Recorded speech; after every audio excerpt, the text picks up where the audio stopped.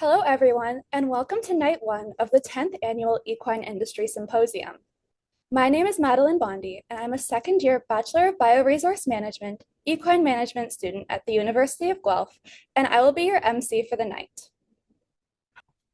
We would like to begin with a land acknowledgement prepared by the university.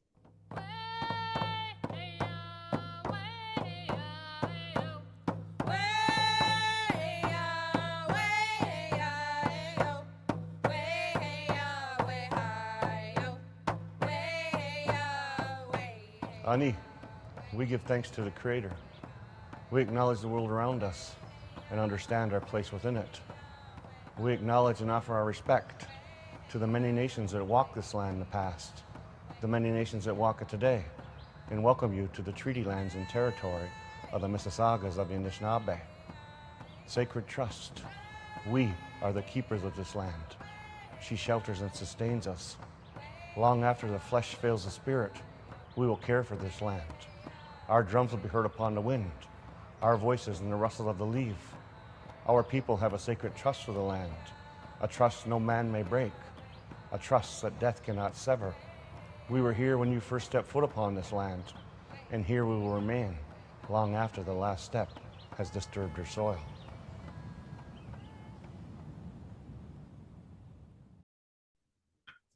The symposium is hosted and put together by the students in the Bachelor of Bioresource Management, or BBRM, Equine Management program at the University of Guelph. The only program of its kind in Canada, combining hands-on learning in animal science with foundations in business and management, this program is designed to set students up for a successful career in the equine industry. The Equine Industry Symposium is the hallmark event of the Equine Management program. It aims to bring together people from all corners of the industry to discuss issues that face us all without primary reference to any discipline boundaries, and sharing ideas, insights, and energy while exploring commonalities, we are able to discuss and identify collective solutions. Now in our 10th year, the symposium's topic is Patching the Holes in Our Bucket, Inspiring Change in Equestrian Culture. The equine industry is making progress and creating change in how we view horses, how we work with horses, and how we can prioritize their well-being. However, we also know that changing what we do is hard, and education and human behavior change initiatives may not result in any lasting differences for the horse. So, the keyword in our theme this year is culture. If we can create a positive culture within our own spheres, then a ripple effect will spread this change out to the wider industry.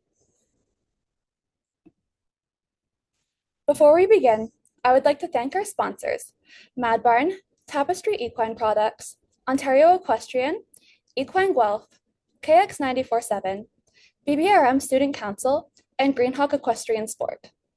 The symposium would not be possible without their generous contributions. Greenhawk has kindly donated prizes for us to give out, so stay tuned to the end to find out how you can be entered to win one of the prizes.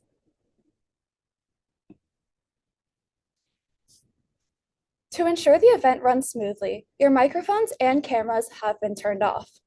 If you have any questions at any point throughout the evening, please use the chat feature and we will answer as many as we can. If your question goes unanswered tonight, please be sure to tune in tomorrow night and we will try to get to it then. There will be no Q&A after every presentation. Instead, we will be compiling all of your questions for a broad discussion panel with the speakers after all of the presentations have finished. Thank you. Please note that this event is being recorded for the BBRM YouTube channel and that your presence at the symposium automatically consents you to being recorded should you choose to turn your camera on. As for tonight's program, we have an amazing lineup of knowledgeable speakers joining us. Our first one being Lisa Ashton, who will speak on the creation of equestrian culture. Then, Crispin Parelius will take the stage to talk about discernment of equestrian practices. And finally, on changing hearts and minds in the equine industry before our open discussion and Q&A session moderated by Akaash Maharaj. Due to the time change, our speakers for tonight have generously provided us with recorded videos of their presentations. Our first speaker of the night is Lisa Ashton. an equitation science consultant, educator, and author. Lisa is the current education officer for the International Society for Equitation Science and applies frameworks such as the principles of horse training and the 5 domains model through a realist-informed, evidence-based lens to embed welfare thinking and practice across equestrian systems. I will now share her presentation. Good evening, everyone. What a lovely pleasure and a privilege to be able to present this evening on creation of equestrian culture. First up, a huge thank you to the students. Without the students, there wouldn't be an Equine Industry Symposium, and under the excellent leadership of Dr. Katrina Merkes. I was in person at the 6 years ago at the Equine Industry Symposium, and I had such a warm welcome. So thank you once again for inviting me. I managed to pick up along the on that visit my memory of such lovely warm welcome from everybody at the University of Guelph. I have written a book all about equestrian culture, and it's called Welfare Horse Sports, a Blueprint for Positive Change. It is published by Routledge Publishers, and you can find that book next month, released on the 12th of December. So just to sort of shape or to explain and share where my positionality is, and it is for the horse, and being able to shape positive change by intersecting culture, equitation science, and my ethicality. And at the heartland of my positionality is being equicentric or horse centered, and I am actually identifying as a pracademic. So this is a bit like recognizing I work in practice. I am the behavior consultant for Mount St. John and various other organizations. I'm the project lead for the Association of British Riding Schools, equestrian centers and livery yards, and it's this intersectionality that sort of helps me support for organizations, their mindset, their skill set, and then system sets, which I will come on to later. I also want to share the origin of the title of my book, Welfare Horse Sports. It was post-Paris 2024 Olympic Games, and I was being interviewed by a journalist from the Telegraph asking me what would I like to change about horse sports. And I said, instead of actually doing horse sports with welfare, we should be doing a whole system shift to demonstrating welfare horse sports. And that involves mindset change, skill set change, and system set change. Now, where we're at to and why we have tonight's theme is this whole leaky bucket in today's immense societal change. And that is a quote from Pippa Cookson, a journalist from Horse and Hound. And patching holes in our bucket tonight is this metaphor for systems and not just individuals that are actually leaking trust, meaning, and horses faring well or welfare. Culture is how we do things when no one is watching. It's these patterns of learned behaviours that we get reinforced for by social rewards, such as our social identities, our status and authority.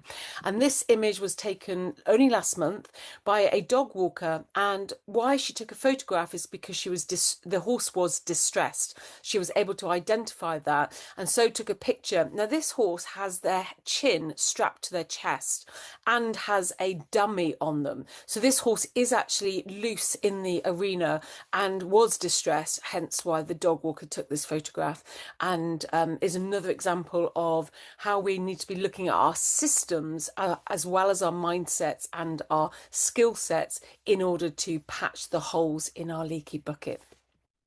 So thinking about culture over the past 150 years, we've actually evolved from being an agricultural age where our normalized behavior was physical strength as we actually farmed the land.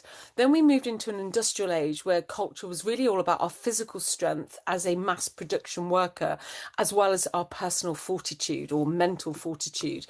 We've moved recently into an information age where actually knowledge is our work and information is and knowledge is combined for affluence, or for us to accumulate affluence through technological progress and globalization. which has led to collective momentum in today's age.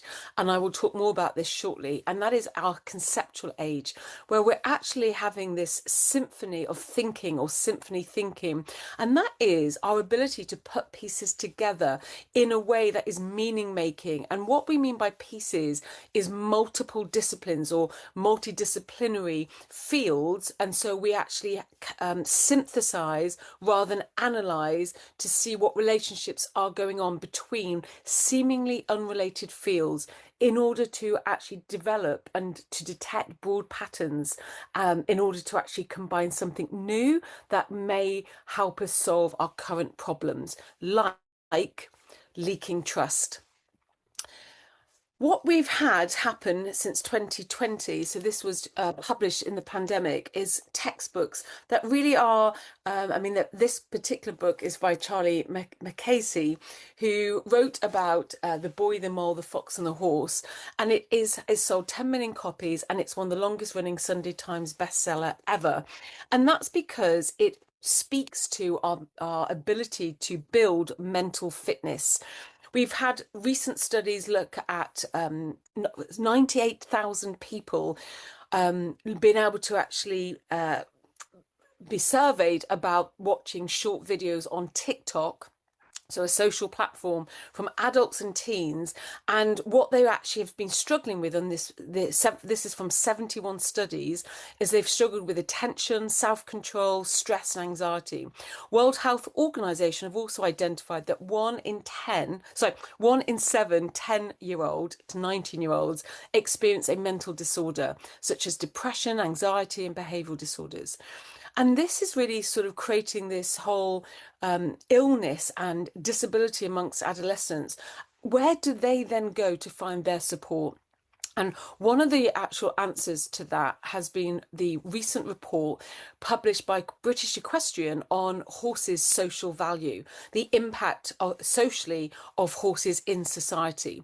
And what it recognises that our horses are actually serving us and our ability to build our mental fitness. And this is a understanding from the British Horse Society have created this campaign, which is recognising that horses are actually serving us in society by enhancing our mental fitness through their interaction with us. And we can see that for the joy, for the passion, for the feeling, for the freedom. And this question, what does the feeling mean to you, is a really, and you can see more about this on Facebook from the British Horse Society, about horses in service to us. But what I'd like to do this evening is to actually invite us to look at shaping culture, where actually we look at also not just for the feeling, but for the horse. And to do that, we can look back at a knowledge that now we know better, we could now do better. This requires unlearning. And this is an image from Charlie's book. I wonder if there's a school of unlearning.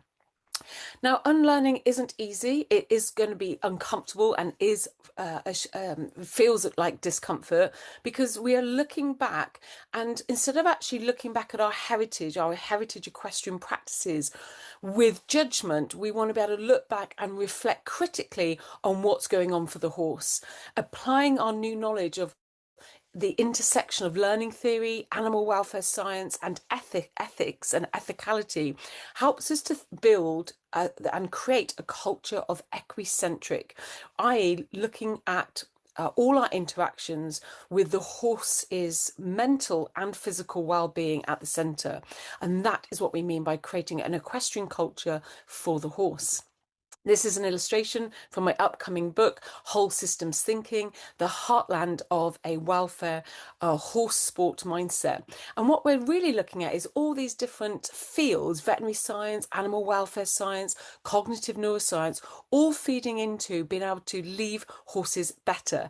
And I will talk about the evidence of that through neuroscience shortly. But all of these fields are intersecting systems thinking science in order to enhance horse welfare. And I talk about that in my book. I want to now mention something called the mere exposure principle. And a good example of this principle is the history smash hit song Despacito. So in 2017, throughout the summer, it had a huge amount of radio play, as well as streaming or being downloaded, and it also won Song of the Year in 2017, as well as the best music video. And it actually is an example of mere exposure. This also happened with our 3Fs. Most of you tonight will have heard of the 3Fs, and the origin is our good friend and Canadian Lauren Fraser. And what she did in 2012 in September is she wrote this blog post, and that is where she really spelt out the species specific knowledge that horses require friends first, then forage, then freedom. And we all know that that's because horses are social species. So last year, Dr. Andrew McLean and I, a good friend of my mentor and coach, we actually went on a podcast. We created our own podcast called The Other End of the Reins. And in episode 5, I interview Andrew, and he talks about the missing F. And what he means by that is the word fortitude, which also is about understanding that horses experience mental security. And so how do we provide our horses or serve our horses with mental security? How do we give them mental fortitude? And so horses are in the society serving us, but can we serve our horses instead of horses only serving us? And when we look at frameworks that are evidence-based, this one has also gone mere exposure. So this is a bit like Friends, Forage and Freedom. It's the 5 domains. It is the accumulation of domains 1 to 4 that result in the robust inference of the mental state, or the 5th domain, which is the mental state. 3 central tenets. Can we actually help horses identify negative experiences? Can we help them resolve those negative experiences? And can we provide opportunities for positive experiences? I am focused on my work in the application of these frameworks. So not just the 5 domains framework, but I also, like a perfume, I layer these frameworks so that actually, like a perfume, the base note is the 4 Fs. And you'll see here on this illustration from my upcoming book that the fortitude F actually sits intentionally under mental state, and that's because we're looking at mental security. And we go around as a so the base note of this perfume of actually being equicentric is the 4 Fs. The next mid note of this being equicentric is the 5 domains. And what I'm really going into riding schools, equestrian centres, is applying the first principles of horse training from the International Society for Equitation Science. This is what I mean by skill sets, and that is like the top note of a perfume. Moving then into what the missing F is, fortitude, telos, which is the work of Rollin in 2006. It's the horseness of a horse and being able to actually show up serving horses with the knowledge and understanding of a horse's telos. And in there is also the knowledge of how we can help horses experience their world with predictability and controllability by using the correct use of signals, so light aids as predictable for predictability, the release of pressure for controllability, and the ability for us to give them the off, i.e. keep going until we signal otherwise, so the absence of relentless pressure. This all feeds into the regard for their emotional state, principle number 4. And that really matters when we think about future-proofing the use of horses in sport, but also future-proofing how we use horses in leisure and riding schools and equestrian centres.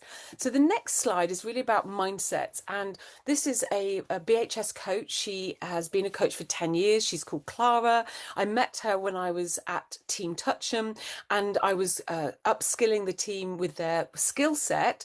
And what she did for me afterwards was she wanted to video this, and Joe was behind the video. I didn't know anything about this, and you'll hear something around how she has been able to reflect on the skill set in order to help her in her own job as a coach enhance horse welfare. And what we've got is scientists doing research on how do we take up new knowledge. What is it about some people are able to take up new knowledge in the face of stronger evidence, and other people have a high propensity to resist taking up that new knowledge. And it does actually is dependent on our ability to actually do intellectual humility, and that is dependent on our ability to actually be able to practice reflective thinking. And one form of practice of reflection is actually reflexive praxis. So we're going to just listen for a couple of minutes to Clara demonstrating what we call a micro story of change and doing reflexive praxis. Hi Lisa, I just wanted to give you a little bit of feedback and update. So after I had some training with you on Monday when you came to visit us, and we worked together with Winter and retraining out the way we asked our horses questions, I had a really successful lesson the following day. Now this is with a horse that I've taught the rider multiple times. And I admit sometimes it's felt a bit like I'm banging my head against the wall, because aside from saying, come on, make him go, kick harder, or, you know, tap him with the whip harder, I've been stuck with how to get the pair of them gelled and the pony moving forward freely in a positive way. So using what you taught me on Winter, the following day I had this pony, horse and rider combination, and we started completely from the beginning again, exactly how you showed me, with using our calves to ask the question and then backing it up with the frequency of taps with a long whip, not intensity, and it was brilliant. By the end of the session, so she'd normally ride in with a long schooling whip and spurs, and by the end of the lesson we've taken away the schooling whip, we've taken away the spurs, and she was from the outside almost thinking trot, and he was trotting, thinking canter, he was cantering, and it was brilliant. It was so rewarding for me to see how happy the rider was, that she wasn't having to pony club kick, she wasn't exhausted, she didn't feel frustrated, and it was really brilliant. I was so thrilled about it. So thank you endless amounts for sharing your knowledge with us. So we're just moving into the actual project and what we've been actually working on. The blue is all about skill sets, the red is all about mindsets, and we're also doing the development of system sets and being able to actually, as a whole system, move into equicentric, observable behaviours. So what does this actually mean? Well, when we want to leave horses better, and what I mean by that is we show up with giving horses predictability, controllability, self-carriage, and that is through light cues, clean releases, or better than expected outcomes for our riding school horses, and self-carriage. And so what we've got is the knowledge of from neuroscience, the field of neuroscience, that actually when we take that concept into horses and horse training, that when we have a better than expected outcome, so this is the difference between the what we're expecting and what actually happens. If it's better than expected, we do actually get a release of dopamine. So we're getting this biological pathway that we are leaving horses better, or leaving this feel good, better neurotransmitter of dopamine because of our interaction. If it is a not as expected or worse than expected, with poor timing, inconsistent reinforcement, we can then actually bring across the concept that what happens in a negative prediction area is stress and frustration and the release of cortisol. So we've got this sort of the knowledge of neuroscience feeding into how we then actually can evidence that we are leaving our horses better because of providing positive prediction errors. And then taking this into obviously our community of practice of riding schools, the Associated British Riding Schools, equestrian centres and livery yards, we are building actually public trust, or being able to actually sort of stop the leaking of the absence of trust, and actually demonstrate that we are trustworthy to be able to using horses in leisure and in sport, because we do light aids, clean releases, and actually focus on self-carriage for the horse, for their mental security, or the fourth F. Here are some examples from Team Toucham of their application of the 5 domains. So we've got here domain 1, nutrition, all sorts of variations of food, sticky weed, forage nets. We've got physical environment, and of domain 2. They've been installing scratch posts throughout their equestrian centre. And then we go into health for their very chronic laminitic pony. They've created a new space. This is a work in progress, but the horse will have sand, the pony will have sand and different like felts to experience, as well as getting to interact with the horses in the field. And then they've moved from tying their horses up ready for lessons and on lesson days, so at the weekends, into these bays where they get to actually choose proximity close to their friends or further away, depending on what they need at that time.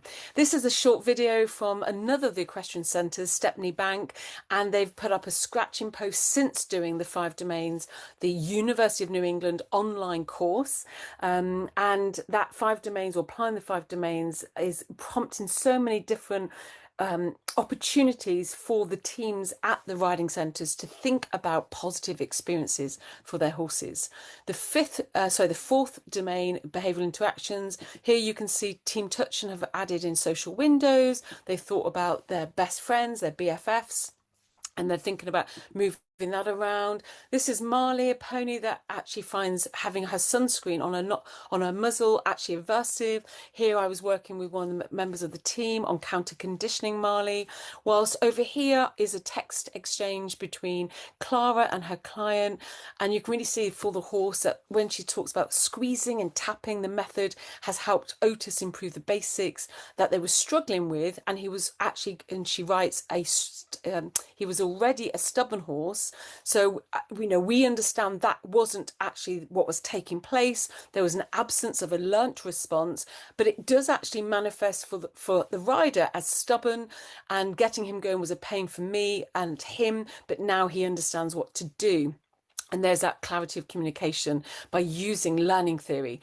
And then for the feeling, we've got here that she comes back and said, it has not only improved me physically, but helped me with riding mentally by making me feel more confident, and Otis being able to feel that. But also it has been so nice to not be kicking him, and I'm able to actually enjoy my rides. So these are just sort of some examples of what we're doing in this equicentric futures project with the Association of British Riding Schools. Come and join us online in my online community of Coffee with Horse Lovers, where we discuss this further, and all these other online places in order to do positive change for horses. And just finally, how do we patch our leaky bucket? Well, my application is through cultural change for the horse and for the feeling for us, and we do that by renovating equestrian culture. We keep what works and we change or update what doesn't, and that is how we and we do that all in community, and that's how we build trust. Thank you, Lisa. Our second speaker tonight is Crispin Parelius, an independent British-Norwegian fine artist, photographer, and equine hoof and body care practitioner. He has a BA Honours in Fine Art from Central St. Martin's College of Art and Design in London, as well as 2 master's degrees, both from Goldsmiths College at the University of London. He has worked with horses for over 30 years, including teaching and training. Crispin has also provided us with a recording of his presentation, which I will share with you now. Hello, I am Crispin Parelius Johannesson. Today I am going to show you slightly over 8,000 photos from a 6 to 7 minute ride earlier this year with the intention of focusing on the horse. I hope to give you some insight into photographic practice and selection process, as 50 photos were selected from the several thousand with the criteria of showing bit pressure and tongue and gum contrast. In response to this, I received an email asking me, quote, "Are all the pictures bad pictures, or are you just sending the moments where you can find something to criticize? Do you in the lot have pictures where the horse is with a closed mouth and a nice expression?" Unquote. Bad pictures and nice expression are much used terms today, and as I see them as highly subjective, without it being defined what is meant with these terms, it is difficult to respond to the questions directly in relation to the photographs in question. However, it must be said, I did look through all photographs and found no photos where the horse had a closed mouth, if that should mean lips being sealed. The viewer may follow a given link and view all photos at a later time and make their own interpretations. However, as I have wanted to somehow answer these questions, as they seem so topical in today's viewing of my work, and also in relation to this symposium about cultural change, I will read extracts from my chapter, Descriptive Falstable Moments, or the Art of Equestrian Photography Made Popular, which is in the anthology Equine Cultures in Transition, published 2019. I wrote this chapter in 2017-18. Today's symposium is about cultural change. I hope the listener will make reflections around that the chapter was written almost 8 years ago and that the accompanying photographs are from earlier this year. I have started by showing you a quick scroll through all the roughly 8,300 photos. I then show you the 50 selected, following that I choose one by one of the 50 and show you the surrounding sequences in the larger folder. Descriptive Falstable Moments, or the art of equestrian photography made popular. Despite being a huge debate, I could see then and now no official attempts, practices or guidelines to secure visual documentation outside of the competition arena. In attempt to prove or disprove abuse, surely someone should be securing valid documentation. To do this, of course, one needs to discuss how to create the documentation, and there appears to be little willingness to do so. The visual material from warm-ups that caused controversy were a little undercover in style, with low-quality production, and usually dismissed as being attacks on the horse world from activists. With a few exceptions, they were mostly published on social media with a claim that the photographs exposed rider brutality towards the horse in the sport, an opinion increasingly supported by a growing audience and scientists. There was ample research by equitation science to support that the depicted posture and details could be interpreted as severely painful and damaging to the horse by loss of vision, ability to breathe, and postures relating to conflict behavior and mental stress. The critics of these images, including the governing equestrian organizations, would however dismiss them as valid documentation exposing brutality because they were made by activists, bad photos due to low quality, the wrong angles, and merely being moments in time, thus lacking in context. It seemed to me that they were dismissing their allegations of brutality based on an attitude that it was the bad quality of photography making the equestrian appear brutal through visual manipulation rather than photographic material describing brutality. As I have worked with both training and teaching horse and rider, I was concerned with the treatment of horses that I experienced as brutal, not just in dressage, but in all disciplines. I am also educated a fine art photographer and video artist, and I am relatively experienced as to how the camera constructs vision. The reluctant and dismissive attitudes towards using photography as a tool to document were increasingly making me wonder what it would take to make equestrian visual documentation be received as meaningful and valid. How can the audience have such different ways of perceiving the same material? Surely we should be able to perceive if the horse is suffering or not.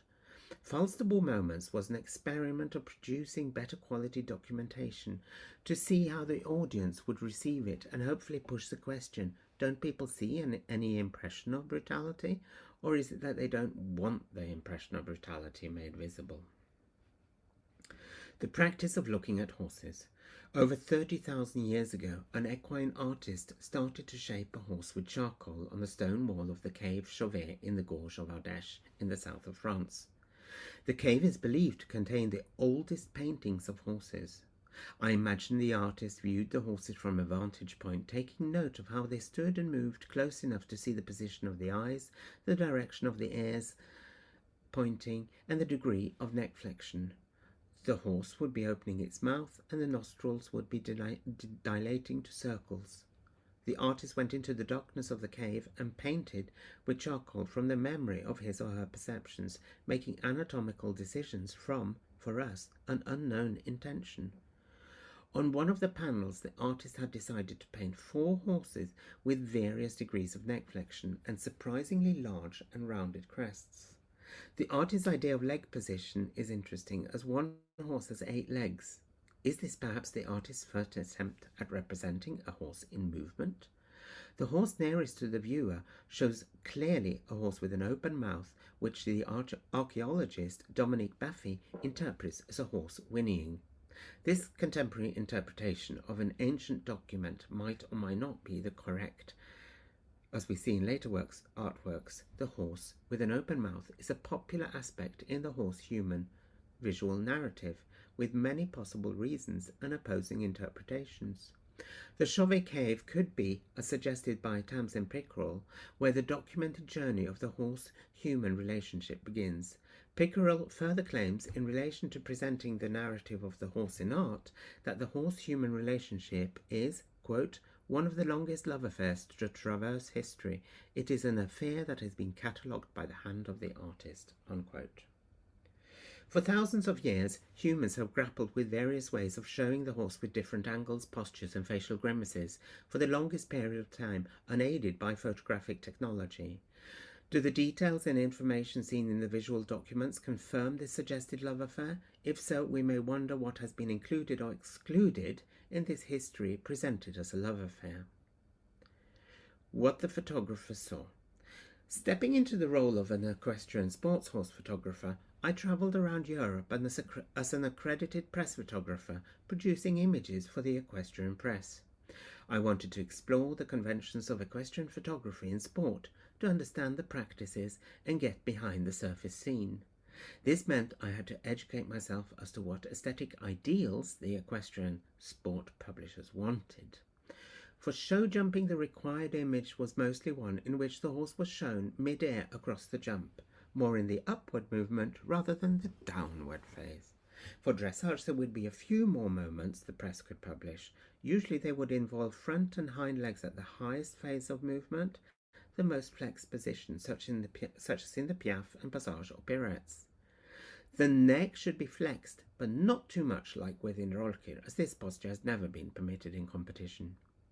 Another acceptable convention would show the horse at the maximum of leg extensions, such as the extended trot or gallop.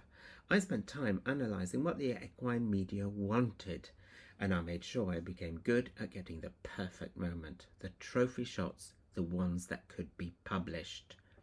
The more I did this, the more I became frustrated at the very limited range of moments that would be considered for publication.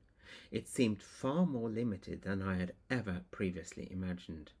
In most sequences of motion, there are potentially thousands of possible shots, and yet I've found that the ones we all end up seeing are rather similar and more or less the same phases of motion. It all seemed to me about timing for the perceived perfect moment. In the press room, I started feeling a bit out of place and impatient with the culture producing repeatedly the same trophy shots, the very same select moments in time, repeated again and again, the same poses, just with a different rider and horse in a different location and time. It seemed to me that everyone was chasing the same trophies, from the press photographers to the publishers and the audience. The seductive hunt for trophy shots had withered away into a distaste to continue selling photographs to the press. The critical artist in me was beginning to awaken, the artist in me that was trained to look where others do not look, and question what lies behind what is shown, not least what is not shown, and why.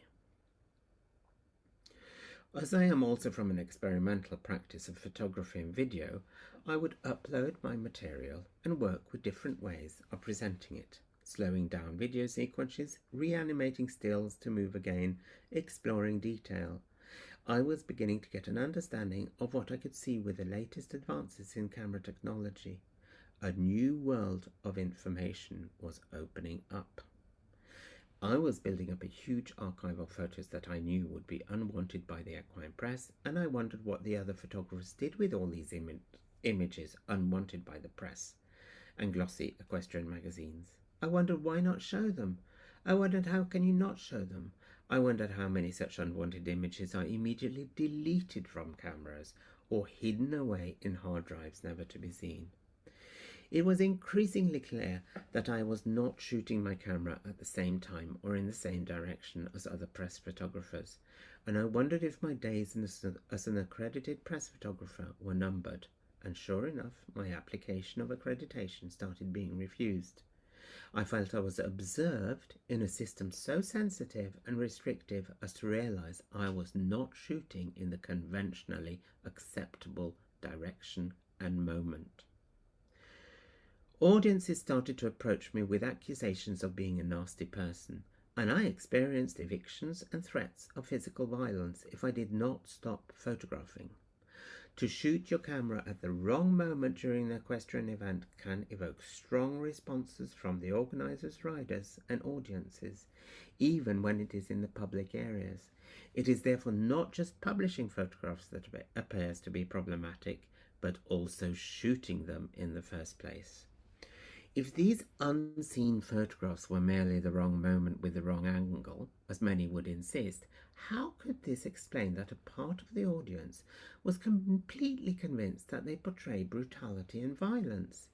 In my experience, it is really easy to take photos that look brutal and actually quite a challenge to shoot the ones that give a harmonious impression. There are not many moments that give you the trophy shot.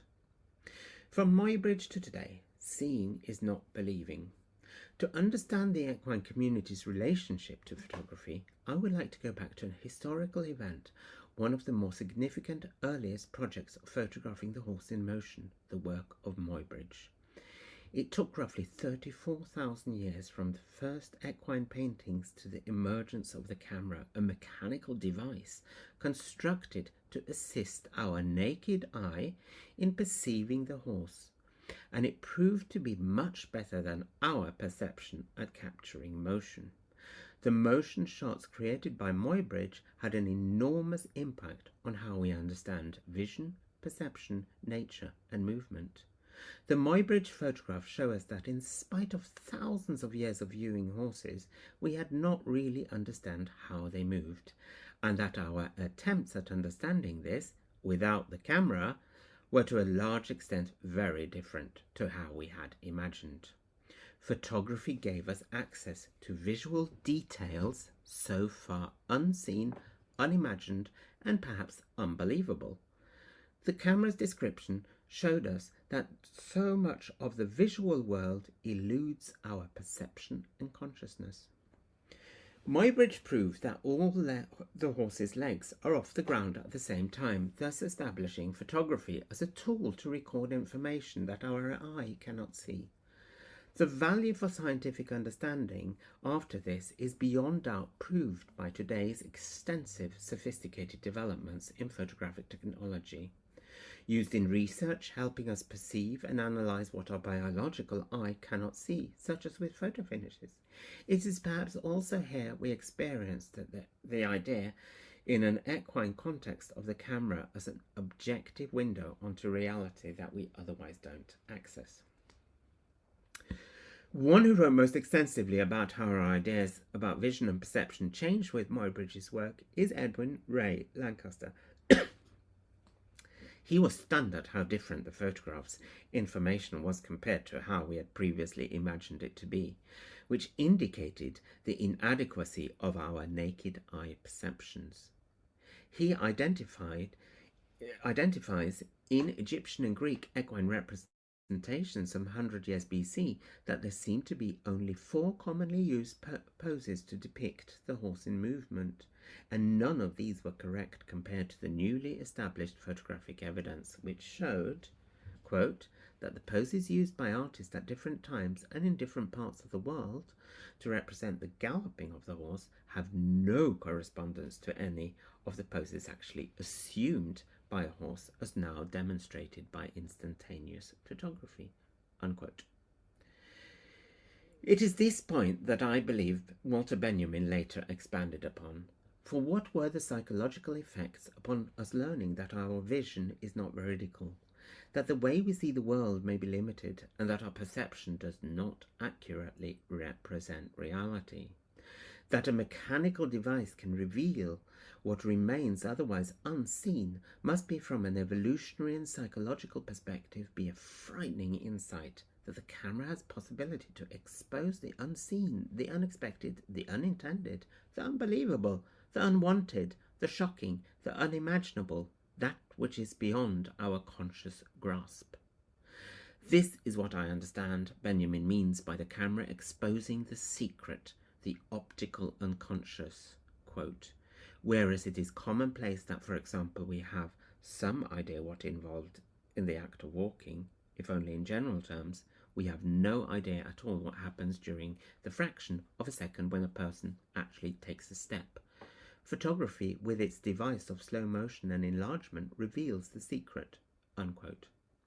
It is perhaps these aspects of equine photography that we sense in the accounts of the first equestrian audience, as they appear to acknowledge and celebrate the photograph's exposure of photography in a scientific light, but at the same time they express a dislike to some of the still images. Apparently, according to Hans Christian Adam, quote, "The problem was that on their own, some of the individual photographs showed quite grotesque attitudes, and these were often challenged verbally and in caricature because they ran counter to the pet prejudices that had been established for centuries in the history of art. The conversion from still to moving image would plainly demonstrate their authenticity." Unquote.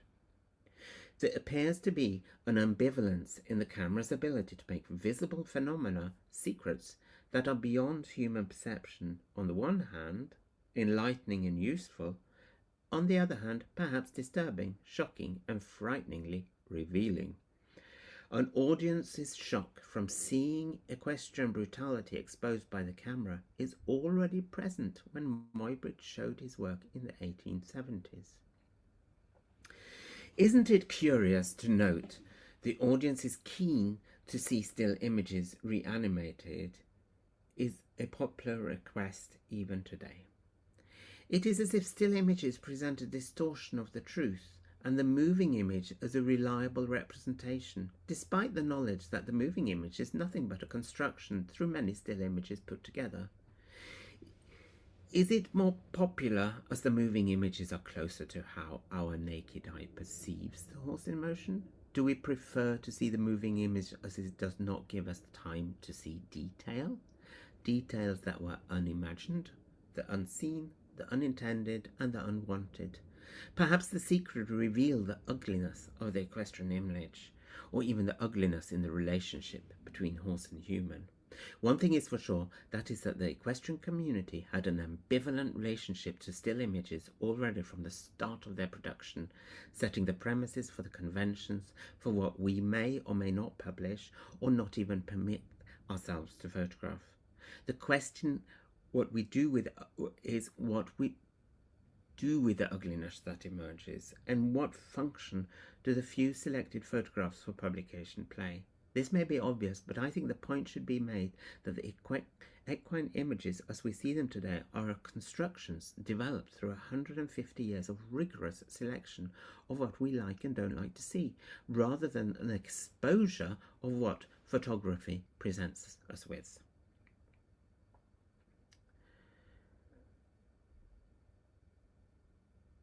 Our interest in understanding the horse visually appears to have been central to our development of photography and understanding of vision and perception. It would seem, however, that this has resulted in the equestrian having a very ambivalent relationship to the camera and its processes.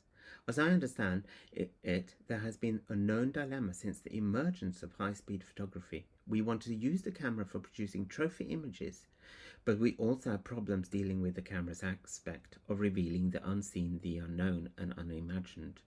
Perhaps the camera has psychologically terrorized the equestrian community with its potential uses, at times a useful tool to describe the longest love affair to traverse history, at other times a tool that messes up the documented love narrative really badly with exposing impressions of abuse.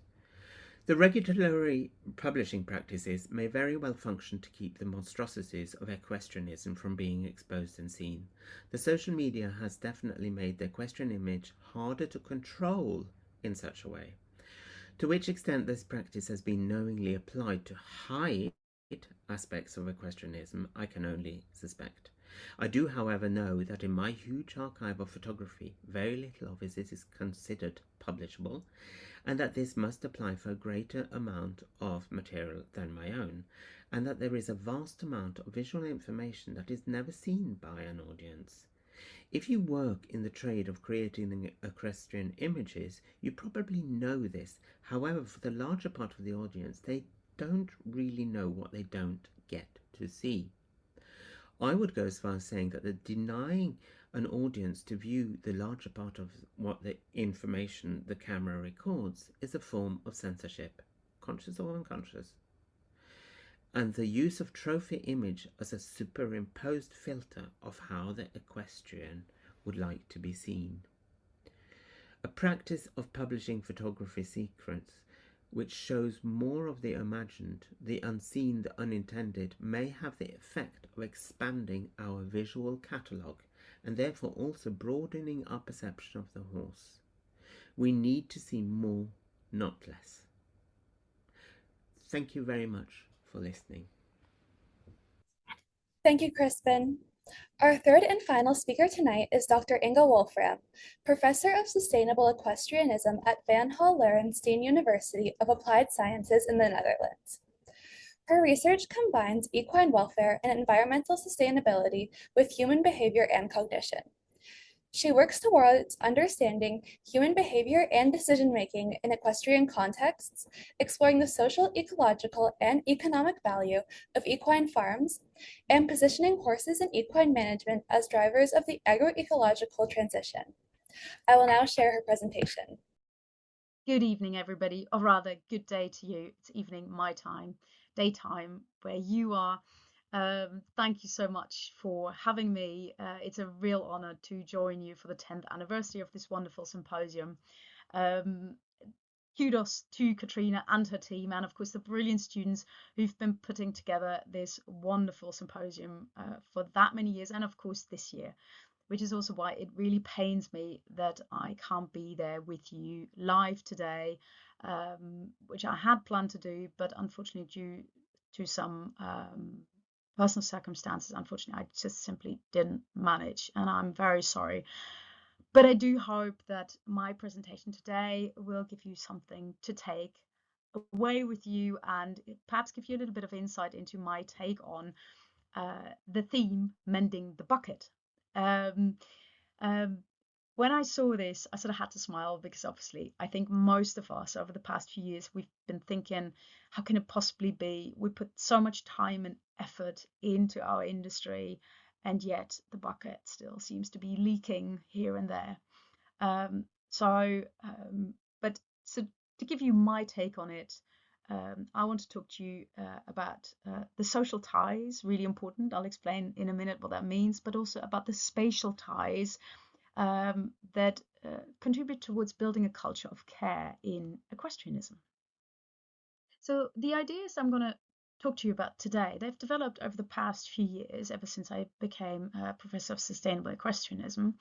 And in my research chair, I try to combine the different fields of research of human behavior change, of the societal contributions really of equestrianism, both economically, ecologically, and socially, and land use, the connection between land use, equine welfare, biodiversity. And these are sort of topics that are really close to my heart. And at the time, you know, I'd only just started in this research chair, and I was standing on the yard, you know, where I keep my field and where I keep my horse, and I was looking across the field, and all of a sudden I was thinking, hang on a minute, you know, all the things that I cared about, the horses, people, and the land they live on, they weren't three separate stories. You know, it was one triangle, because essentially the horse connects the two. You know, the horse connects the people and the landscape. And why? Because, you see, we're concerned with equine welfare, but horses literally need space. You know, this is what we do.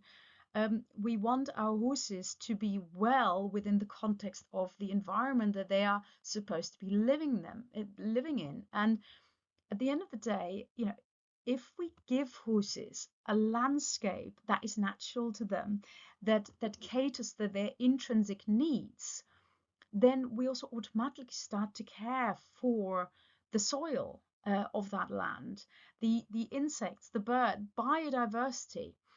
And once we do that, all of a sudden, it becomes clear that as a sector, we don't just tackle the social license to operate by, improving welfare, focusing on all the things that are so important to us and that are so vital, because at the end of the day, it's all about the horse.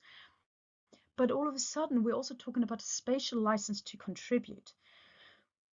In Europe, we're obviously facing slightly different sort of land issues as other people in the world, where there's perhaps a bit more space, and in the Netherlands in particular, we don't have a lot of space, which basically means that the space we do have, we need to care for, we need to look after.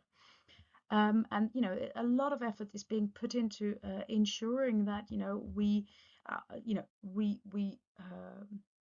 we preserve our biodiversity. And if you think about this, equestrianism has a massive opportunity here to really contribute to this environmental discussion in a positive way.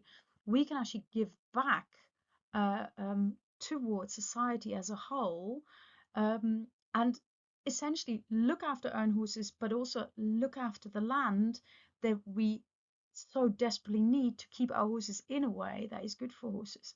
Unfortunately, we don't have enough time to sort of talk about this in depth, but this is this overarching idea, this is this umbrella theme that I want to talk to you about, because how we get people to engage in that system, that's also behavior change, and that's what I want to talk to you about.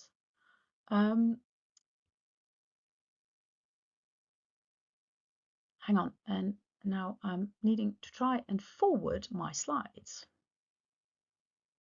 So, of course, realizing that as a sector we can change and we need to change, and actually doing it, are two very different things. So, because at the end of the day, changing behavior, we all know this, whether it's how we manage our yards, how we train, or even talk about welfare, is really hard. And our gut reaction, our knee-jerk reaction, is very often to sort of, to discredit somebody who's doing something that we think is the wrong behavior and say, why are you doing this? But when we're talking behavior change, it's actually really useful to phrase the question slightly differently and to ask, why are they not doing the behavior that we'd like to see? Because once we start talking about why are they not doing what we all think, or we've all agreed that they should be doing, then we're starting on the road towards finding solutions. And that's the moment when I'd like to bring in the COM-B model of behavior. So essentially, when we talk about behavior, we are dividing the underlying sources as to why people do perform a certain behavior into capability. Do we have the skills and the knowledge? So we're talking psychological capability, which is the cognitive part. Do we know what we should know? And do we have the physical capability? We have the skills that we should have. Then there's opportunity, which is the external side of things. Do we have the physical resources? Do we have the time, the money to perform a certain behavior? And do we have the social support, the social opportunity? Do the people around us, do they think that, performing a certain behavior is a good idea? Yes or no? And then we've got motivation. And essentially, when we're talking about motivation, we're talking about the different cognitive processes. Who's ever read Daniel Kahneman is, the system thinking fast and slow, the slow system and the fast system. So essentially, automatic motivation, these are our habits, the kind of stuff that we don't really think about, the emotional response to something, stuff that, when we've been driving to school or work using the same route every single day, we don't have to think about this. This is an ingrained habit. That's what we'd call automatic motivation. Or reflective motivation, which are the conscious thought processes, the planning, the goal setting that will will encourage us to perhaps engage in a certain behavior. But the important thing is that all these three sources of behavior essentially 6 really, if you count the 2 per factor, they all influence behavior and vice versa. So once a certain behavior starts being ingrained, it obviously also influences, our capability, the opportunity, because the people around us will see us doing things, and also our motivation. And once, and you remember in my previous slide, I said we should start with why not. So when we're wanting people to engage in a certain behavior and they're not doing it, they're showing a different type of behavior, it's useful to ask, so why they're not showing the behavior that we want them to see? And what I mean by that, more specifically, I want to show you in an example. So one of the regions here in the Netherlands, Overijssel, recently launched a sustainability program for dairy farmers to stimulate them through financial rewards to farm more sustainably. So, which basically means that, they have to work on reducing nitrate emissions, which is a huge problem in the Netherlands, increasing soil and grassland health, improving animal welfare by increasing turnout hours. And if they do this, they get rewarded for this financially, and they also get support, etc., etc. In the past, these kind of initiatives were only available for farmers, dairy farmers in particular. But this province, Overijssel, they've now decided that together with my research chair, we'd make this available to horse farmers as well, which basically would mean that we were looking for participants to contribute to this, and they would get rewarded financially, even without having to do anything, just by sharing their data with us. And here in the Netherlands, this is really quite a big thing. This has never happened before, that the government would say, do you know what? We're trying to do data collection and we're actually rewarding equine farmers to participate. Sounds great, right? And but we still had spaces available. And so we thought, okay, so how do we get participants to get involved? So I gave an interview in one of the, it's called the Paardenkrant, which essentially means the Horse Magazine, which is an online and a paper version of a magazine.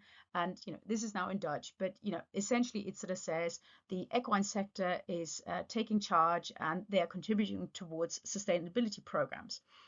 And we explained how the program works and what we're planning to do, and that there'd be money available, etc., etc. And then we also asked people whether they wanted to participate. So if we're thinking in COM-B model terms, you'd think, okay, so we actually gave the participants through this article quite a lot of information. Let's run through this. We told them what they could expect. It was also clear that we didn't really expect them to have any particular skills, right? Because really all they needed to do was share their data with us. We'd come around and we'd ask them questions, and that's all they needed to do. And then they'd essentially get money for contributing. So in that sense, on the capability front, there weren't any barriers for them to sort of getting in touch with us and saying, hey, I want to contribute. Far from it. Same goes really for opportunity, because to be honest, they were given money to participate in this. However, this was a new initiative. This had never happened before in the equine industry. So even though to us, and obviously to me, because I'm one of the instigators, I thought, yeah, but this is great. But the social context, well, this was a bit of a black box, because there were no other horse yard owners who'd ever participated in something like that. Also, this initiative was completely new, so you can't really talk about automated behavior because it's new, because nobody's ever done this before. And in terms of reflective motivation, if something's new and nobody's really ever done this before, it's really tricky to get people to consciously think about these initiatives because they're really engaged with other things during their daily lives. So, what do you think happened in response to this article?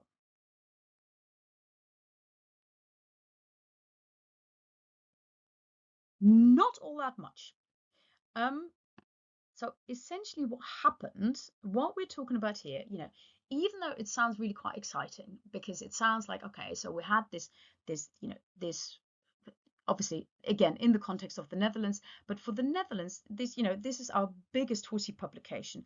It's produced online and it's produced on paper. So really, the reach is quite big.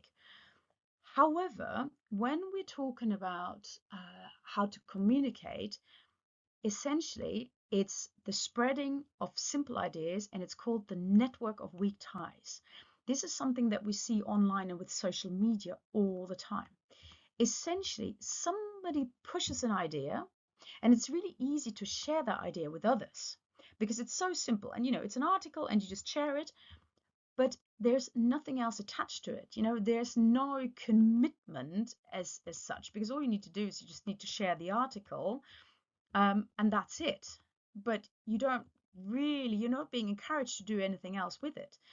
It's what makes social media so attractive, because it's really easy to share an article with somebody else, but as a next step, there's no follow through. But when we're talking about behavior, this is really quite a big thing, because at the end of the day, what I really wanted is people to pick up the phone and call me. But because this is limited to an article that's being pushed out there for people to read with no follow through on what to do next, what happened was lots and lots of people read it, but did they contribute? Did they participate? No. Nobody called me. Which basically meant that I was sitting there thinking, oh my God, what am I going to do? Because obviously I had this fantastic initiative, and I knew for certain, because I've been working on other projects in the past, that horse owners are really interested in biodiversity, in sustainable land management. Not all of them, but enough for me to fill those 15, talking to you in Dutch now, to fill those 15 spaces that I had left. So do you know what I did? I called them. But I didn't just call the yard owners. Some of them, but what I did first of all, I called people who I knew had a network. So I called yard owners who weren't situated in the same province, but who I knew had friends, other yard owners who were in that province. I called them, I explained this idea, and I made them call the yard owners. And so I asked them, I said, do you know anybody in Overijssel who might be interested? Which I knew they would. And yes, they did. So what I actually did is I used this idea of social opportunity. I asked people who were, if you like, at a level as the yard owners that I wanted to engage in this project, and call them and persuade them. So not just me as a researcher, I did the follow-up calls, obviously, once the people that I had originally called, they called me back and said, yes, they're in, then I would call them and explain to them in more detail what we're going to do. But that way, what I did is I actually removed one of the biggest hurdles, if you like, and that is the social opportunity. Essentially evening out one of the biggest barriers. And the thing is that once people are starting to feel that there's a community that encourages or that supports the behavior, then there's an emotional connection. Once people feel that others that are like them, their peers, are also supportive of their ideas, they start to feel confident. And then we're getting into the realm of automatic motivation. Then we're getting into the positive emotions, this feel-good factor. Oh, I'm part of a group.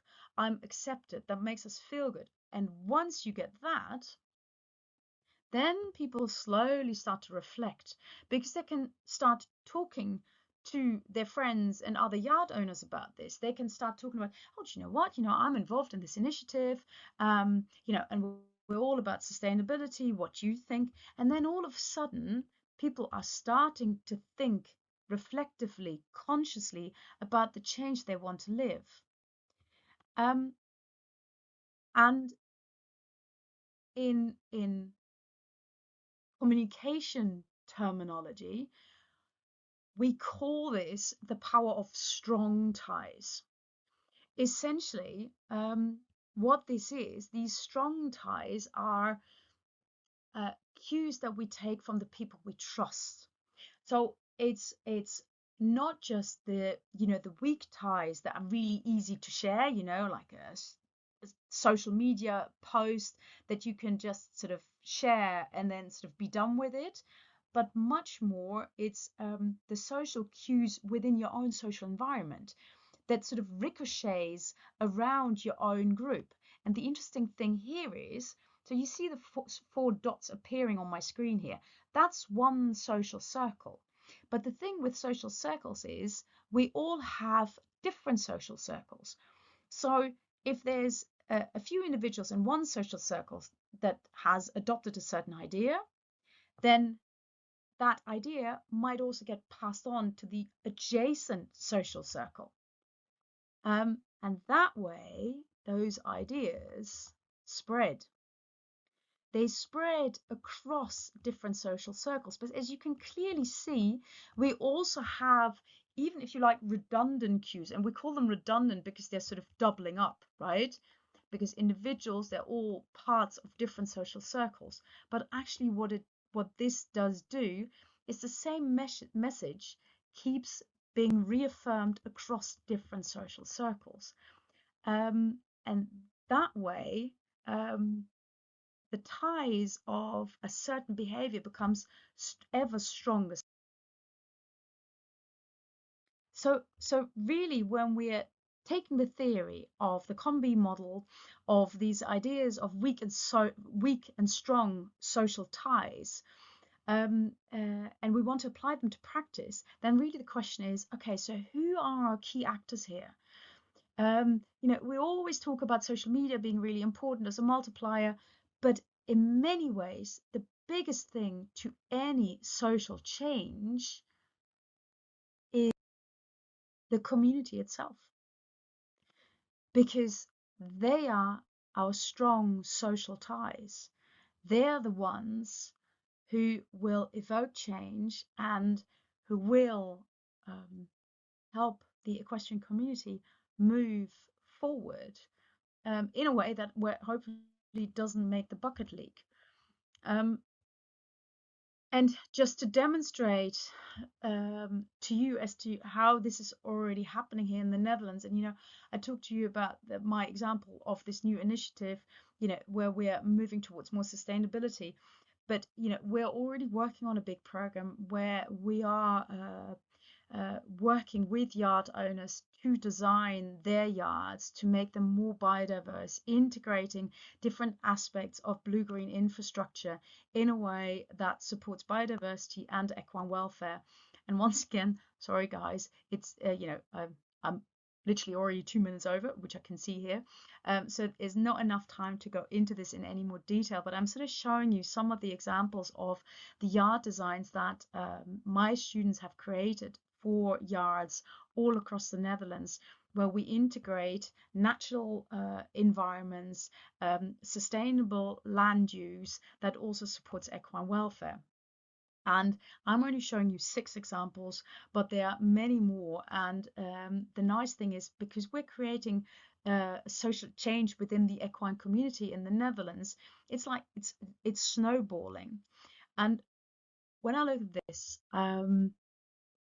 I am convinced that change is happening, despite the leaks, because the leaks are also part of human nature. But when I look back only a few years ago, so much has already changed. And I know it can sometimes feel really frustrating and really slow, but at the end of the day, when I see what social communities within the equine industry, what they can make happen the moment they go out there and they talk to each other and they sort of, pick up, I don't know, whatever you want to pick up, the shovel, the glove, the whatever, and really sort of roll up their sleeves and get going and, get their neighbors involved, then change really can happen. And the reason for that is that the social ties that bind us are so important throughout. And and if there's one takeaway from all of this here, is that this symposium is organized with speakers from all across the world, which basically means that there's something that connects all of us, and these are really strong social ties. So let's just build on those and move forward towards a more sustainable equestrian future. Thank you all so much for listening, and I hope you have a wonderful rest of the conference. Thank you so much. Thank you, Inga. We will now move on to our question and answer period. A reminder to put any questions you may have into the chat to be answered by our speakers. And please be sure to indicate if your question is for a specific speaker. The Q&A period will be moderated by Akaash Maharaj. Akaash was a triple gold medalist at the International Championship of Equestrian Skill at Arms. He led the Canadian equestrian team and federation as CEO to the team's most successful Olympics and Paralympics of all time. He has also been decorated 3 times in Canada's national honors. Akaash, the stage is yours. Thank you very much. And if I may add my thanks and congratulations to the students and faculty of Guelph University for organizing the Equine Industry Symposium. After 10 years, that is a sustained contribution to improving the world for horses and horse people. So thank you. We have one of today's speakers today, Crispin, and so your questions will be directed at him. And if you do have questions, please put them in the chat. The students will try to consolidate some of those questions, select the ones that represent the broadest cross-section of interests of members of the audience, and we will put them to Crispin. So as well, Crispin, thank you for joining us. I'll start off with the first question that we have here about what does it look like to challenge normal practices in a respectful and effective way? For you, it sounds from what you've described that after you started your career as a photographer, you had something of a crisis of conscience where you were seeing things that other people weren't seeing, and you made decisions that other people did not choose to make. What made the difference for you that caused you to see what you were seeing, to be willing to acknowledge what you were seeing? And how do you think you and we can encourage ourselves and others to follow a similar path? For me, it's about stages. And I think this is quite relevant with all the thinking. I mean, we all probably suffer some level of cognitive dissonance. And I've been photographing. I can remember photographing starting when I was 8 years old. And I've spent much of my life around horses and also in horse sports. And so I would say it went in stages. So in the 90s, I was at art school in London. That was when I was working a lot with Muybridge, and I was looking at relationships between still images and moving images. And I was also going to warm-ups in the sort of late 90s, you could say, and I could see that there was a real change in what was going on. And then I actually worked with horses for maybe 10 years without necessarily photographing that much.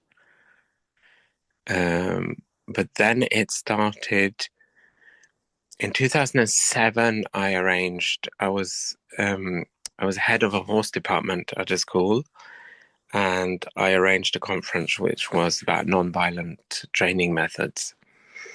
And that was the kind of the era with which I'm describing in the book, actually, in the chapter I read.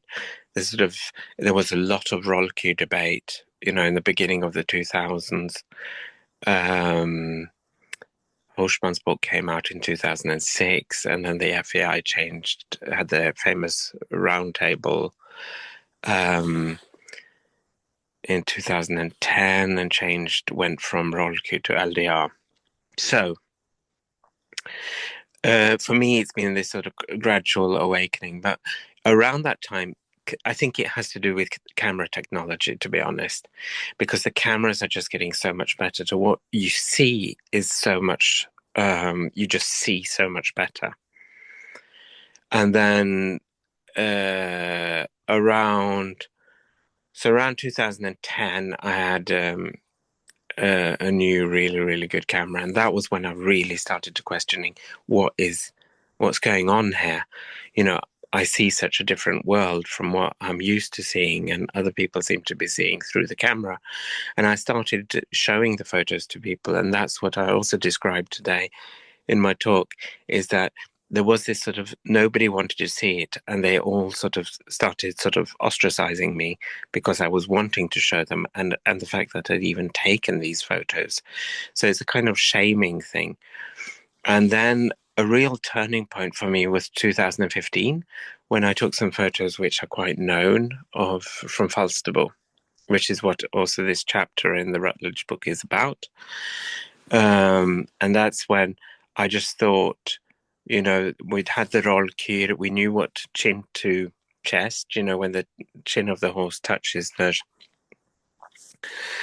shoulder, and you'd had the sort of blue tongues, and these were so obviously things that our eye really can't pick up on very easily, if at all.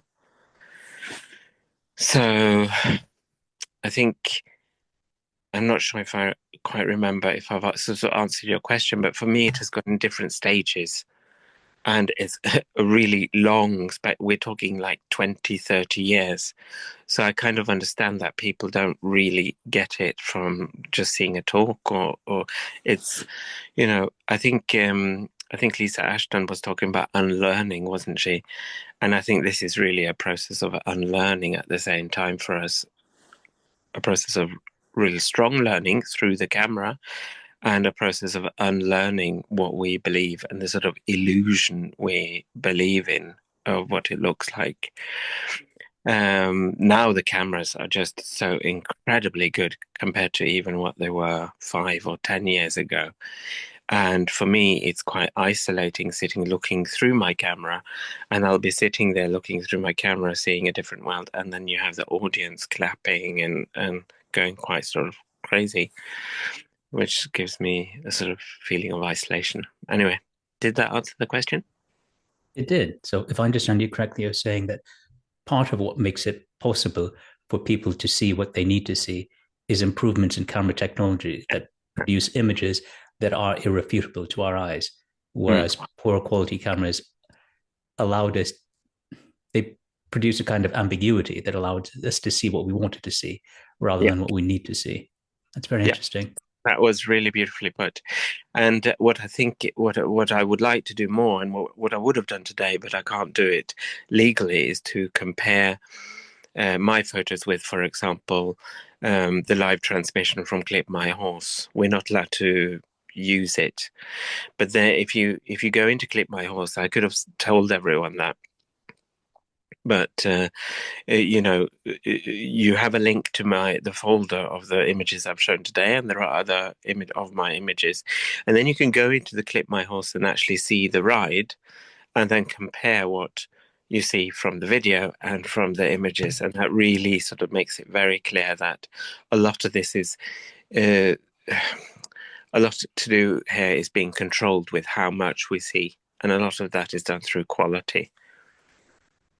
That's very interesting.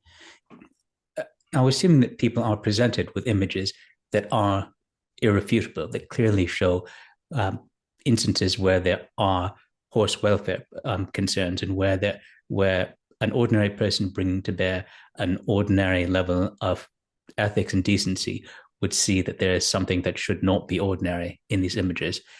Nevertheless, all three of you in your talks have spoken to the fact that there's no limit to the human capacity for self-deception. That that being, I'm reminded a bit. I think it was Lisa who mentioned Black Beauty. And what I find interesting about that is that Black Beauty was, of course, one of the most effective animal welfare novels ever written. There are no images in Black Beauty. And yet, the power of that prose was able to get people to see the kind of abuse of carriage horses that was going on all around them and to realize that they had an obligation to act differently themselves and to call upon others to act differently. Given that you have made it possible, you and your colleagues have made it possible for people to see images that they'd never seen before, do you have thoughts for us about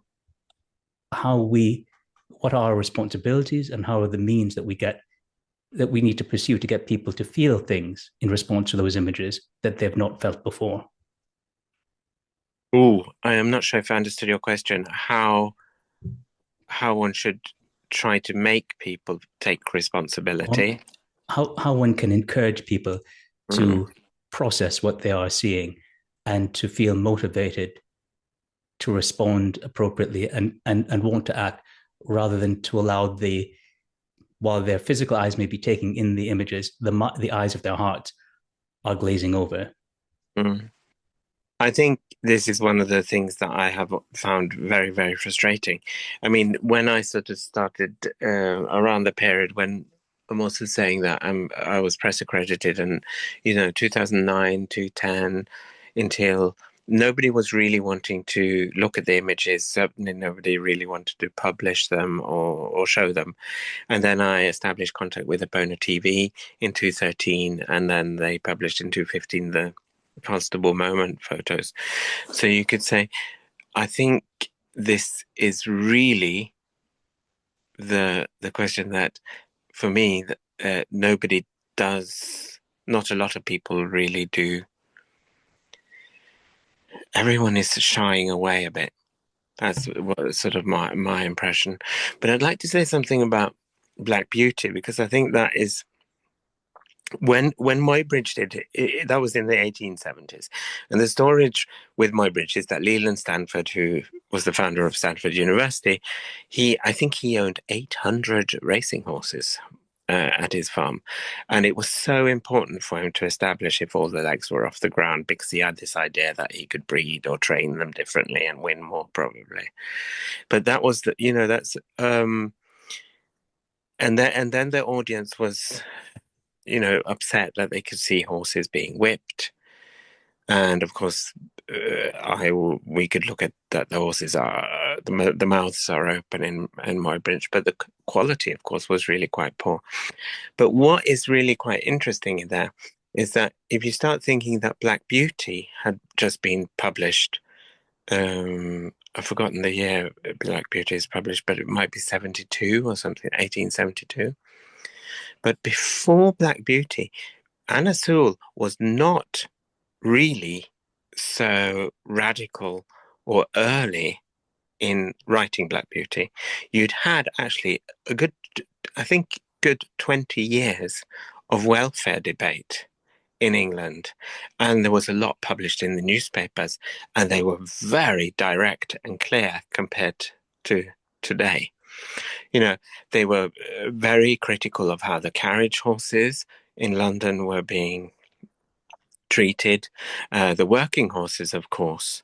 But there was particularly someone who might be interesting to follow up for people. That was Selina and Edward Flowers. I think he was called Edward. Selina and Edward Flowers. And they were a couple, and they walked the streets of London campaigning and giving out pamphlets. And I think their most concern was the bearing rein, which was holding the horses up of the carriage horses. And they were very critical and said also that it's not just the working horses that there are welfare issues with the working horses, but it was also the carriage horses of the, they actually say, upper classes who went in their carriages around the parks of London. So you could say this was 20 years before Black Beauty, and then Anna Sewell came in and made this huge success. So I think it was already quite established, even you have the veterinarian Bracy Clark in A Treatise of Bits from 1832, who's talking about how painful the curb bit is, and he actually calls it a squeeze machine. So that's 1832. So you've got this long 30-year period before, or 40 even, up to Black Beauty being published. And then you get Muybridge in. And I think this is a little bit what's crucial to understand the relationship to photography, is that they'd been talking about whipping. And Anna Sewell is, Black Beauty is a lot about whipping. And then suddenly Muybridge comes with these photographs where you actually see the human whipping. And I think it got a bit too close to being that they saw the camera, maybe. I'm speculating here, but it wasn't. It was a bit too close to. I wonder if they did think, oh my God,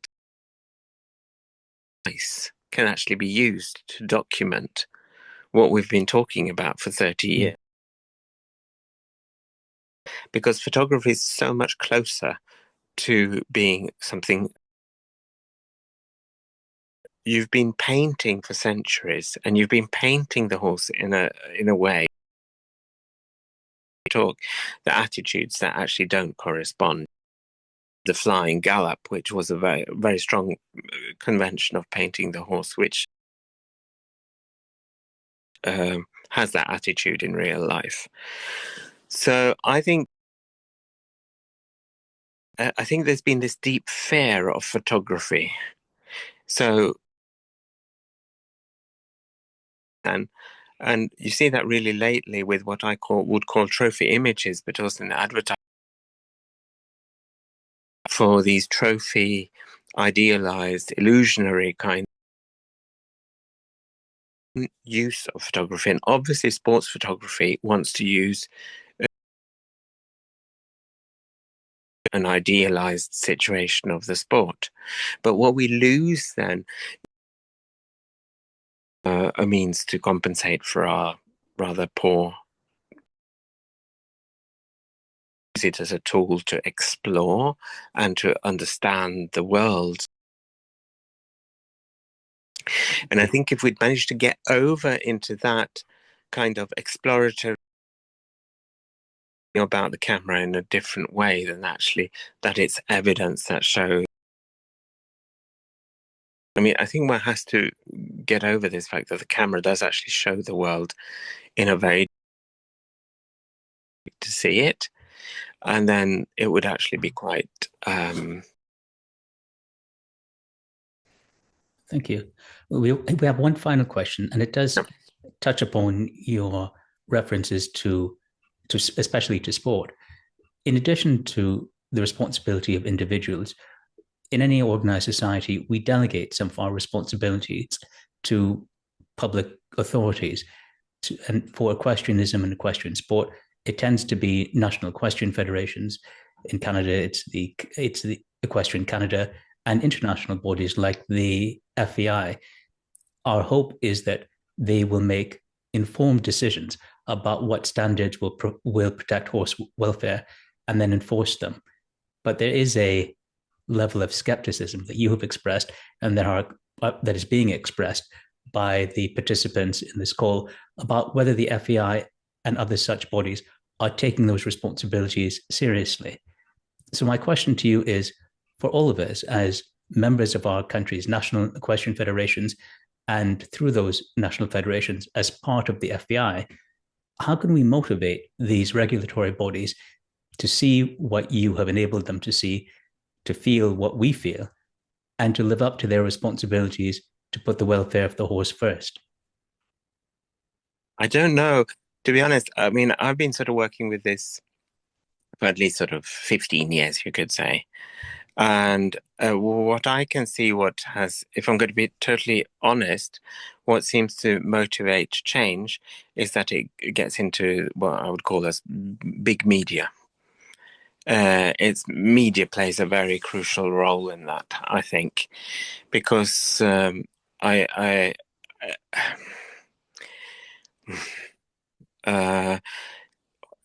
horse welfare, might be quite sort of in conflict with sports welfare. And I think this is the problem, that sports are probably going to have to change somehow.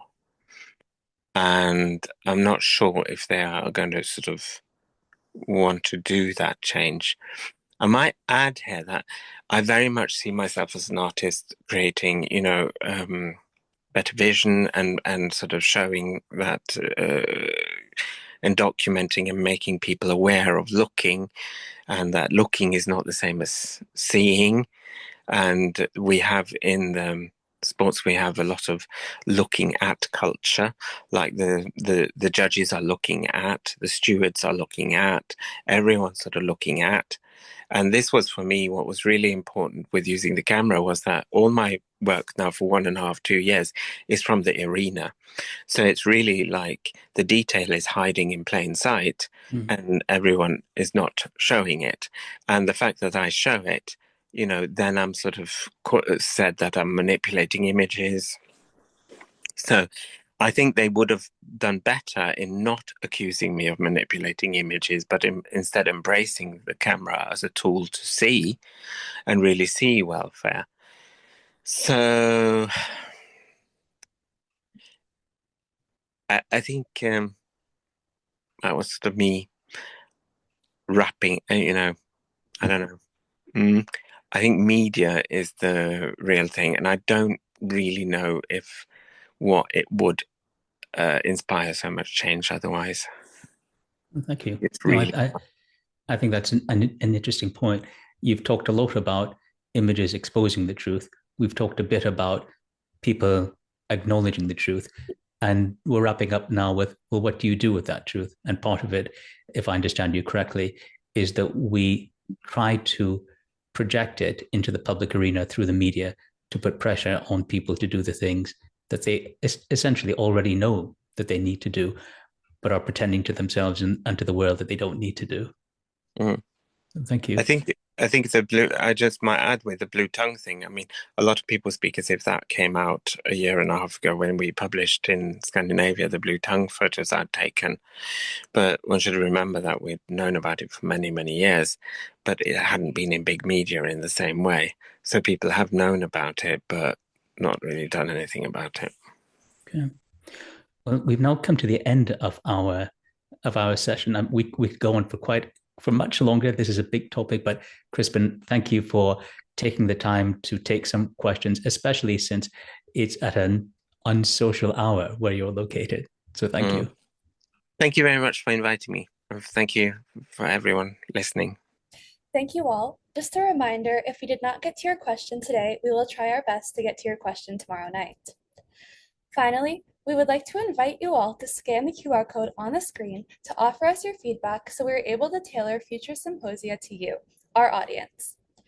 Greenhawk has generously donated a few prizes for us to give away, so in filling out the survey, you will have the option to be entered in a raffle for a chance to win. Be sure to tune back in tomorrow for the second night, in which we will hear from Hall of Fame jockey Eureka Rosa da Silva on changing cultures from jockey to equine-assisted learning coach, as well as from Gary Yagjian, owner of the Pickering Horse Center and former Equine Canada board director, on culture changes in riding programming over the last decade. We have a message here on behalf of fourth year BBRM students. Do you have a project that needs doing? The Capstone Industry Project partners fourth year equine management students with businesses to create impactful solutions for any equine enterprise. Need a pasture management plan? Thinking of organizing a clinic? Wondering how you can improve your social media outreach? The Equine Industry Project is designed to yield benefits to businesses while simultaneously challenging our students to apply knowledge gained from their degree. Scan the QR code or click the link in the chat to find out more about the Equine Industry Project and how you can get involved. With that, the first night of the 10th Annual Equine Industry Symposium has come to an end. Once again, we would like to thank our sponsors, Mad Barn, Tapestry Equine Products, Ontario Equestrian, Equine Guelph, KX947, BBRM Student Council, and Greenhawk Equestrian Sport. We would also like to give a special thank you to our amazing speakers from tonight, Lisa Ashton, Crispin Parelius, and Dr. Inga Wolframm, as well as our moderator, Akaash Maharaj. We sincerely appreciate the time, knowledge, and passion shared by our incredible speakers. Your insights inspire future leaders in the community and help drive positive change within the industry. Moreover, the symposium would not be possible without the hard work and dedication from the BBRM equine management students working behind the scenes, as well as that from members of the Equine Industry Symposium Organizing Committee, Dr. Katrina Merkes, Abel Oberhammer, Dr. Peter Physick-Shield, Gail Ecker, Teresa Rondo-Buck, Laura Flanagan, Kirsten Englert, and Dr. Alexandra Rankovic. Last but certainly not least, we would like to thank each and every one of you who have attended this year's symposium. Your passion, ideas, and participation help shape the future of the equine industry. I hope you have a good evening, and we hope to see you tomorrow for night 2 of the 10th Annual Equine Industry Symposium. Thank you.